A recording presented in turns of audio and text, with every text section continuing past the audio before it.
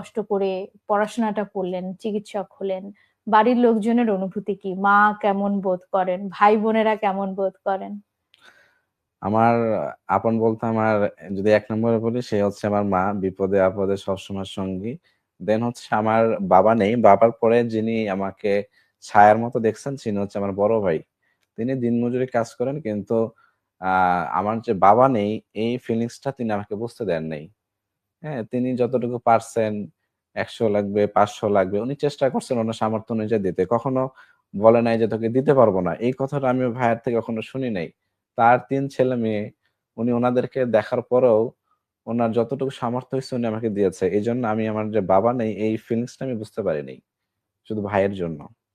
এখন যখন আপনি চিকিৎসক এবং এখন যখন তাদের জন্য কিছু করার আ আ সেই সৌভাগ্যই আমি বলব যে উপরওয়ালা আপনাকে দিয়েছেন। আ তখন তারা কি কখনো প্রকাশ করেছেন যে তাদের কেমন লাগে? বা এই দিনটার জন্য তো তাদেরও হুম, একটা হুম। অপেক্ষা ছিল। তারা কখনো প্রকাশ করেছেন কিনা?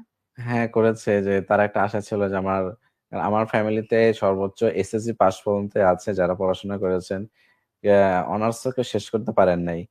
তো আমি যখন এলাকায় যাই, তো আমার ভাই তো বলে আমার ভাই একজন ডাক্তার। তো সবাইকে ভাইকেও খুব সম্মান করে এবং আমি যখন কোন জায়গায় যাই, তখন কোন কিছু খেতে গেলে আমার থেকে টাকাও নেয় না। "আরে এ তো ডাক্তার, টাকা নেওয়া লাগবে না।" মাঝে, মাঝে প্রেসক্রিপশন নিয়ে আসে, ফ্রি ট্রিটমেন্ট দিয়ে দিই। তো এটা আমার ভাইয়ের জন্য যখন আমার ভাই কারো সাথে কথা বলে, ভাই গর্ব নিয়ে কথা বলে যে আমার ছোট ভাই ডাক্তার। এটা আমার কাছে খুব প্রাউড ফিল হয় ওই সময়ের জন্য।